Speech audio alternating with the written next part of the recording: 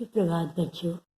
आज हम कक्षा 7 में पाठ हिंदी में महान व्यक्तित्व में पाठ 1 ऋषि कुमार नचिकेता पढ़ेंगे। ऋषि कुमार नचिकेता महर्षि वायश्रवा के पुत्र थे, जो बहुत ही आज्ञाकारी बालक था और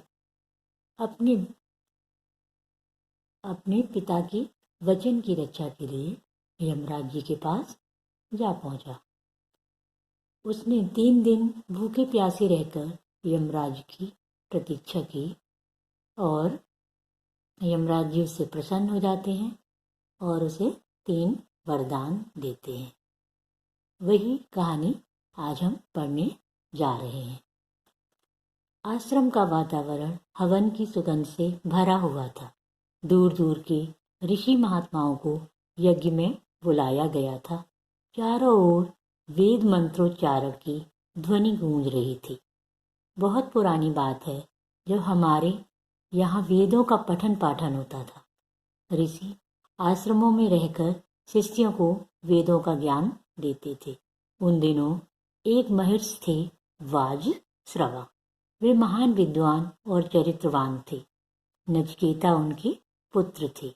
एक बार महर्षि वाजश्रवा ने विश्ववजित यज्ञ किया और उन्होंने प्रतिज्ञा की कि इस यज्ञ में मैं अपनी सारी संपत्ति दान कर दूंगा। कई दिनों तक यज्ञ चलता रहा। यज्ञ की समाप्ति पर महर्षि ने अपनी सारी गायों को यज्ञ करने वालों को दक्षिणा में दे दिया। दान देकर महर्षि बहुत संतुष्ट हुए। बालक नचिकेता के मन में गायों को दान में देना अच्छा नहीं लगा, क्योंकि वे गायें बूढ़ी और दुर्बल थी। बालक नचिकेता नहीं चाहता था कि बूढ़ी गायें जो इतनी जर्जर अवस्था में हैं उन्हें दान दिया जाए। ऐसी गायों को दान में देने से कोई लाभ नहीं होगा। उसने सोचा, पिताजी जरूर भूल कर रहे हैं। पुत्र होने के नाते मुझे इस भूल के बारे में उन्हें बताना चाहिए। नचिकेता पिता के पास गया और बोला, पिताजी, आपने जिन वृद्ध और दुर्बल गायों को दान में दिया है, उनकी अवस्था ऐसी नहीं थी कि ये दूसरों को दी जाए। महर्षि बोले, मैंने प्रतिज्ञा की थी कि मैं अपनी सारी संपत्ति दान कर दूंगा। गायें भी तो मेरी संपत्ति थी। यदि मैं दान न करता तो मेरा यज्ञ अधूरा रह जाता। नचिकेता ने कहा, मेरे विचार से दान में वही वस्तु देनी चाहिए जो उपयोगी हो तथा दूसरों के काम आ सके। फिर मैं तो आपका पुत्र हूँ, बताइए आप मुझे किसे देंगे? महर्षि ने नचिकेता की बात का कोई उत्तर नहीं दिया, परंतु नचिकेता ने बार बार वही प्रश्न दोहराया।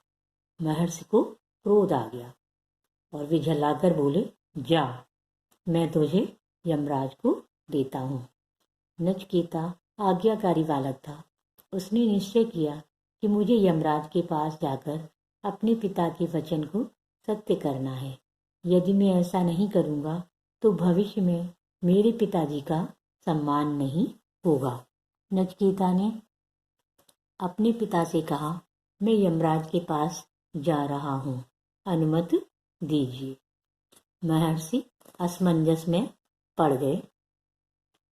काफी सोच विचार के बाद उन्होंने हृदय कठोर करके उसे यमराज के पास जाने की अनुमति दी।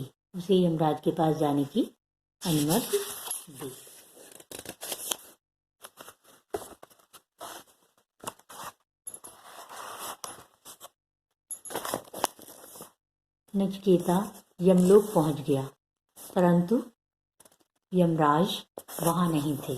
यमराज के दूतों ने देखा कि नचिकेता का जीवन काल अभी पूरा नहीं हुआ है, इसलिए उसकी ओर किसी ने ध्यान नहीं दिया। लेकिन नचिकेता 3 दिनों तक यमलोक के द्वार पर बैठा रहा। चौथे दिन जब यमराज ने बालक नचिकेता को देखा तो उन्होंने उसका परिचय पूछा। नचिकेता ने निर्भीक होकर विनम्रता से अपना परिचय दिया और यह भी बताया कि वह अपने पिताजी की आज्ञा से वहां आया है। यमराज ने सोचा कि यह पितृभक्त बालक मेरे यहाँ अतिथि है। मैंने और मेरे दूतों ने घर आए हुए इस अतिथि का सत्कार नहीं किया। उन्होंने नचिकेता से कहा, हे ऋषि कुमार, तुम मेरे द्वार पर 3 दिनों तक भूखे प्यासे पड़े रहे। मुझसे 3 वर मांग लो। नचिकेता ने यमराज को प्रणाम करके कहा, यदि आप मुझे वरदान देना चाहते हैं तो पहला वरदान यह दीजिए कि मेरे वापस जाने पर मेरे पिता मुझे पहचान लें और उनका क्रोध शांत हो जाए। नचिकेता ने पहले वरदान में क्या मांगा? पहले वरदान में मांगा कि जब मैं वापस जाऊं अपने पिता के पास तो मेरे पिता मुझे पहचान लें और उनका गुस्सा शांत हो जाए। यमराज ने कहा, तथास्तु। यमराज ने कहा, तथास्तु। अब दूसरा वर मांगो। नचिकेता ने सोचा, पृथ्वी पर बहुत से दुख हैं। दुख दूर करने का उपाय क्या हो सकता है? इसलिए नचिकेता ने यमराज से दूसरा वरदान मांगा। स्वर्ग मिले किस रीत से मुझको दो यह ज्ञान, मानव के सुख के लिए मांगू यह वरदान। मानव के सुख के लिए मांगू यह वरदान। यमराज ने बड़े परिश्रम से वह विद्या नचिकेता को सिखाई। पृथ्वी पर दुख दूर करने के लिए विस्तार में नचिकेता ने ज्ञान प्राप्त किया। बुद्धिमान बालक नचिकेता ने थोड़े ही समय में सब बातें सीख ली। नचिकेता की एकाग्रता और सिद्धि देखकर यमराज बहुत प्रसन्न हुए। उन्होंने नचिकेता से तीसरा वरदान मांगने को कहा। नचिकेता ने कहा, मृत्यु क्यों होती है? मृत्यु के बाद मनुष्य का क्या होता है? वह कहाँ जाता है? यह प्रश्न सुनते ही यमराज चौंक पड़े।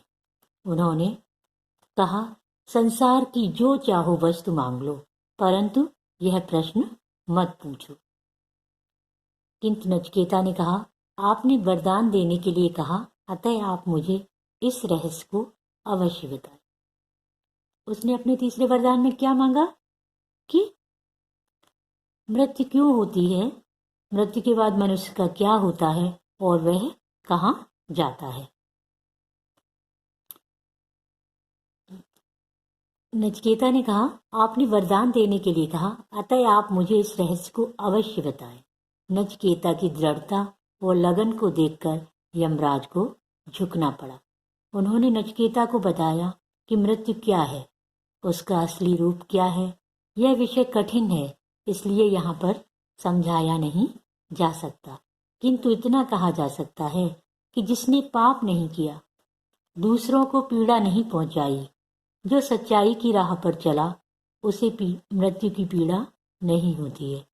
यमराज जी ने क्या बताया नचिकेता को कि जिसने पाप नहीं किया, दूसरों को कोई दर्द नहीं पहुंचाया, जो सच्चाई की राह पर चला। मतलब हमें सच्चाई की राह पर ही चलना चाहिए। जो सच्चाई की राह पर चलता है उसे मृत्यु की पीड़ा नहीं होती है, कोई कष्ट नहीं होता। इस प्रकार नचिकेता ने छोटी उम्र में ही अपनी पितृभक्ति, दृढ़ता और सच्चाई के बल पर ऐसे ज्ञान को प्राप्त कर लिया जो आज तक बड़े बड़े पंडित, ज्ञानी और विद्वान भी न जान सके। यह वृत्तांत कठोपनिषद के आधार पर लिया गया है। इसमें यह बताया गया कि एक पितृभक्त बालक अपनी भक्ति से यमराज जी को प्रसन्न कर लेता है और उनसे वरदान मांगने में सफल हो जाता है। यमराज जी ने कहा कि मृत्यु की पीड़ा उन्हें नहीं होती है जिन्होंने कोई पाप नहीं किया होता है, दूसरों को कोई तकलीफ नहीं पहुंचाई होती है और जो सदैव सच्चाई की राह पर चलता है। अतः हमें सदैव दूसरों की भलाई के लिए ही काम करना चाहिए और सच्चाई के रास्ते पर चलना चाहिए, जिससे हमें मृत्यु की पीड़ा नहीं सताएगी। धन्यवाद।